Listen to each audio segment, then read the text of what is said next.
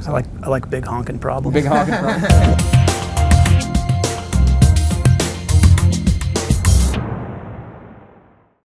I think just starting small and helping to innovate and build out small use cases. I mean, that's what we have learned internally over the last 2 years is you got to just tackle all of these individual use cases. We've deployed over 300 use cases internally, and sharing that knowledge with our customers over the last couple of days has been awesome. I think they're really starting to kind of lean into how we can help them, understanding that we've been there, we've gone through it, we've got a ton of learnings, and now we're sharing them with them at an event like this. You talk about that experience of being able to actually, we've gone through this journey. We know what it takes to get to where we are, and it's really, I think that's the best part of it, the partners looking at us because of our capabilities. I think from the partners, everybody needs help. Yep. And there's very few companies that can give them additional scale, certified across all those portfolios that you're talking about, workforce transformation, infrastructure transformation, and everybody just, that collaboration of we need to go help customers together has been the key thing I've talked to partners about. At our demo booth in at the lab yesterday, we had all the AI PC bar to show people you don't always need that NPU or GPU to show these use cases. You can run some of this stuff on laptops as well. I think it's really important. That's an aspect of generative AI, and you hear these big energy stories and how are we going to get all this power? And I think it is important to recognize that by what we're bringing to the market with this capability is, hey, you can do this on a PC, or you can do this on an H200 that fires up and sucks a bunch of power down, but you don't know which one's going to solve your use case for you. And so I think that's why having that end-to-end silicon conversation and ability, I think lessens the fear. I think there's a lot of people that are afraid to have these energy conversations because they think the price tag is going to be too big or they can't get the data center space. But we can solve their problems really quickly. Cloud-based solutions, laptop-based solutions. I mean, it's even moving towards phone-based solutions. I mean, this is a great time to be involved in technology, and SHI is really leading the way. And you said it, what our experts were telling all the customers today too, it's all about the use cases. So it's not just cloud, it's not just big data center factories, it's understand the use case and then leverage expertise to apply that right technology to the use case. Well, when you look at the fact, what is it, 85% of projects in generative AI right now fail before they actually hit the production state.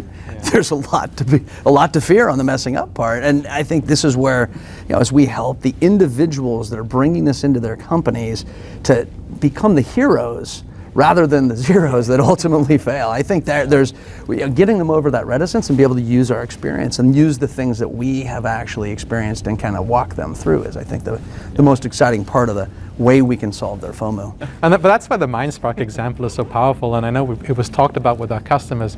It's a cultural transformation. It's not a technology issue necessarily. That's almost secondary. It's like, how are we going to get your employees on board to make this happen? Well, I think getting your employees on board, that cultural element is probably the biggest aspect of a successful generative AI project. Like, is your company ready to adopt this scale of technology? And it's been forever the challenge of that change management of adoption, but the pace in which you mentioned, I mean, this pace at which it's going, what are we at 300 use cases now in a year? It's crazy. I mean, but that's, I think, part of that ability to small use cases, build on the successes, and then ultimately that adoption becomes like wildfire. It's great to see it. I don't know if it's FOMO or FOMO, but I do think there's kind of some blockers, some mental blockers that people have been at, is like, my data's not ready, my infrastructure's not ready. And there are ways to get started, whether that starts with a laptop and running some of these use cases on a laptop, or whether that starts with the cloud, or whether that starts with just experimenting with the NVIDIA services online. You can do some of these things just through a web interface. It's just experimenting with it. We've heard from a lot of customers, my data's not ready. But there are ways to approach your use cases that don't rely on really, really high quality data or a whole data lake. A lot of customers, as you go down market, they don't even have data teams. They don't have data scientists. They don't even have a data lake. So it's like, how do you begin to try to even think about tackling this problem when everybody's telling you AI relies on data, but there really are ways to tackle these use cases. If it's as simple as writing an email better, automating a task, there are a ton of use cases that we found in that 300 that don't rely on quality data. So there's just ways to get started without going, addressing too many of the blockers that you might have.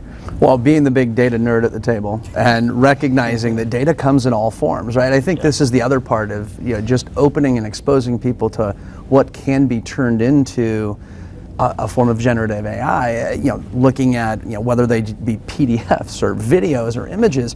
Those are all that multimodal ingestion for retrieval augmented generation implementation. Like those can be really easy wins. That's a repository on somebody's desktop in some cases. I heard, like, we're having dinner with a customer last night, 100,000 employees across the globe, and he himself, the IT leader himself, has converted all of his training material for onboarding into IT into videos in all the different languages, and he says it takes him now just less than 30 minutes.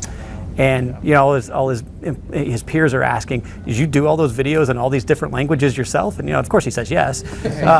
But it's like just thinking about those use cases of how that type of complex problem across the globe and how you can apply that and then learn and keep doing more to generate those 300 type of use cases. It's a good one. We've always had a cloud-based AI lab sandbox for our customers. Today we announced we're going to be massively investing in our on-prem AI lab with the leading OEM manufacturers to sort of give customers the option of virtual versus on-prem. Did you hear much of that from customers over the last day or two?